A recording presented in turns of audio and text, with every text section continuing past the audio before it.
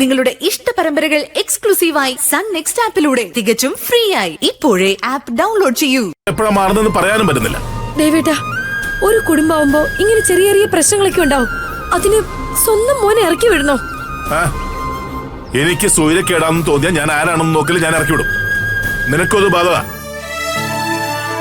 സ്വന്തം മകനൊരു പെണ്ണിനെ ഇഷ്ടപ്പെട്ട് കല്യാണം കഴിച്ച് ഈ വീട്ടിലേക്ക് കൊണ്ടുവന്ന അന്നു മുതൽ തുടങ്ങിയ പ്രശ്നങ്ങളാ ഇവിടെ. വന്നു കയറിയ പെണ്ണിന് സമാധാനമില്ല, ഈ മറ്റുള്ളവർക്ക് സമാധാനമില്ല. അപ്പോ ഞാനാണോ ഈ വീട്ടിൽ സമാധാനക്കേടുണ്ടാക്കുന്നേ? അതിന് നീ മാത്രം ഈ വീട്ടിലുള്ളോ? ഇന്ന് തന്നെ ഈ വീട്ടിലൊരു പ്രശ്നം ഉണ്ടാവാനുള്ള കാരണക്കാരനാരാ? ആരാ? നിന്റെ കണ്ണിൽ ചിലപ്പോ സൂര്യായിരിക്കും, പക്ഷേ യഥാർത്ഥത്തിൽ ആരാ കാരണക്കാരൻ? നിന്റെ ഏട്ടനുണ്ടല്ലോ. ഞാൻ പറയും, ഒരു കാര്യം എനിക്ക് ഉറപ്പായി. ഭാവന ഈ വീട്ടിൽ സുരക്ഷിതമായി നിൽക്കണമെങ്കിൽ ആദ്യം നിന്റെ ഏട്ടനെ ഏട്ടത്തിയുണ്ടല്ലോ, അവരെവിടെ ഇറക്കി വിടാം. അവരെന്തിനാ ഇവിടെ ഇറക്കി വിടണം? എടി, നിന്റെ മോൻ നിന്നോട് ചോദിച്ചത് നീ മറന്നുപോയോ? അജയൻ എന്തിനാ ജാനകിയുടെ മകളെ ഇളക്കി വിട്ടിട്ട് അവളെ ഇവിടെ നിന്ന് കൊണ്ടുപോയേ? വീണ്ടും ഭാവനയെ ഒറ്റപ്പെടുത്തണം, എന്നാലേ വല്ല പണി ഒപ്പിക്കാൻ പറ്റൂ.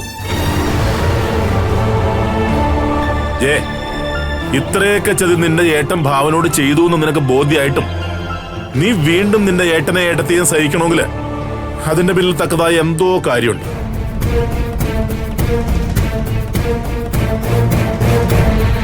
ഒന്നുകിൽ അജയൻ നിന്നെ ഏതെങ്കിലും വിധത്തിൽ ബ്ലാക്ക് മെയിൽ ചെയ്തിട്ടുണ്ടാവും, അല്ലെങ്കിൽ നിന്റെ യഥാർത്ഥ മുഖംമൂടി എന്താണെന്ന് അജയൻ അറിയാൻ പാടില്ലായിരിക്കാം. ദേ, എന്തു തന്നെയായാലും സംഗതി അത്ര നിസ്സാരക്കാരിയല്ല. സ്വന്തം മകനോട് പോലും നീ ഇപ്പൊ രണ്ട് പക്ഷാ കാണിക്കുന്നേ. അതെ, ഞാൻ പറഞ്ഞു തന്നെ സത്യം. അങ്ങനെ തന്നെയാ എനിക്ക് ബോധ്യമായതും. അതുകൊണ്ട് തന്നെയാ ഞാൻ ഇവിടെ ഇറക്കി വിട്ടതവനെ. ഇനി അവൻ ഈ വീട്ടിലേക്ക് വരണ്ട, എവിടെയെങ്കിലും പോയി ജീവിക്കട്ടെ. എനിക്കറിയാം ദേവേട്ടൻ എന്നെ ഇറച്ചി ചെയ്യാൻ വേണ്ടിയാ സ്വന്തം മോനെ തള്ളി പറയുന്നേന്ന്. അതൊക്കെ നിന്നെ മാത്രം തോന്നലുകളാ. ഞാൻ എന്തായാലും മനസ്സിൽ ചിലത് തീരുമാനിച്ചിട്ടുണ്ട്. ഇത്രയും നാൾ ഞാൻ നിങ്ങൾക്കൊക്കെ വേണ്ടി ജീവിച്ചു. ഇങ്ങോട്ട് നോക്കേ, ഇനി എനിക്ക് വേണ്ടി ജീവിക്കാൻ പറ്റുമെന്ന് ഞാനും നോക്കട്ടെ. ദേവേട്ടാ,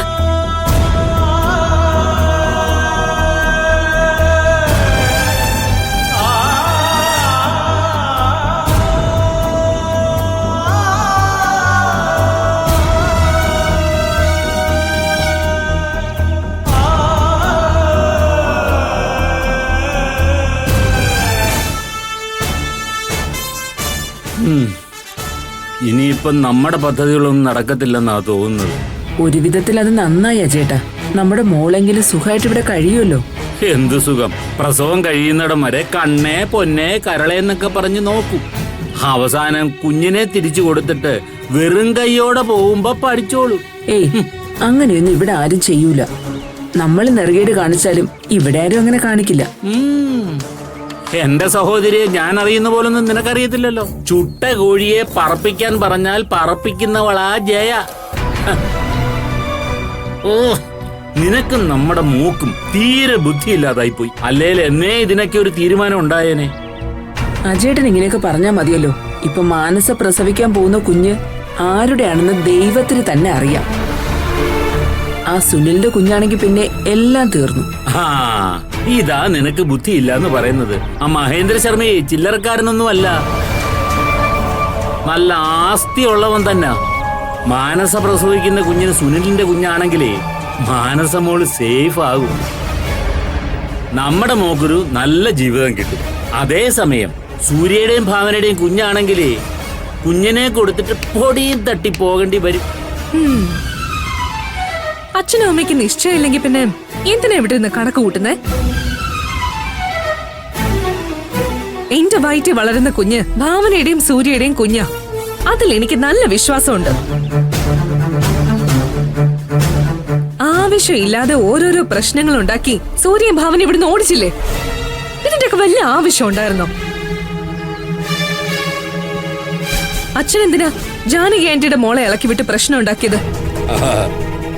ഞാനങ്ങനെ മനഃപൂർവ്വം ഒന്നും ചെയ്തതല്ല. യാദൃശ്ചികമായി വരെ കണ്ടപ്പോ പറഞ്ഞു പോയതാ. അച്ഛനല്ലെങ്കിലും എല്ലാം യാദൃശ്ചികമാണല്ലോ.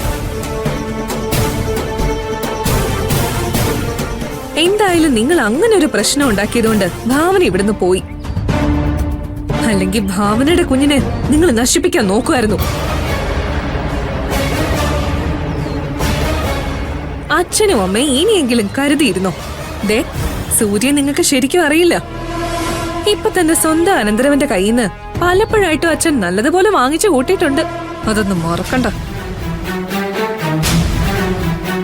ദേ, ഇനി ഒരിക്കലും അച്ഛനും അമ്മയ്ക്കും സൂര്യയുടെ മുന്നിൽ നല്ലൊരു ജീവിതം കിട്ടാൻ പോകുന്നില്ല. അത്രമാത്രം വെറുക്കപ്പെട്ടവരാ നിങ്ങളെ. ദേ, ഇതോടെ ഭാവനയെ ഒതുക്കണം, നാട് കടത്തണം എന്നുള്ള ചിന്തയൊക്കെ അങ്ങ് വിട്ടേക്ക്. അവൾ എവിടെയെങ്കിലും പോയി ജീവിച്ചോട്ടെ. ഇവിടെയുള്ളവരെല്ലാരും മണ്ടന്മാരാണെന്നുള്ള ചിന്തയൊന്നും രണ്ടാൾക്കും വേണ്ട. ദേ, നിങ്ങളുടെ രണ്ടുപേരുടെ ഓരോ നീക്കങ്ങളും ശ്രദ്ധിക്കേണ്ടവര് ശ്രദ്ധിക്കുന്നുണ്ട്. ആ ദേ അച്ഛാ, ഞാൻ പറയാനുള്ളത് പറഞ്ഞു. ഇനി അനുഭവത്തിലൂടെ പഠിച്ചു. വന്ന് വന്ന് നമ്മുടെ മോള് തന്നെ ആവോടി നമുക്കൊരു പാരയാവുന്നത്. ചെല്ലത്തി വളർത്തിയല്ലേ, നോക്കിയും കണ്ട് ജീവിക്കാൻ പറ.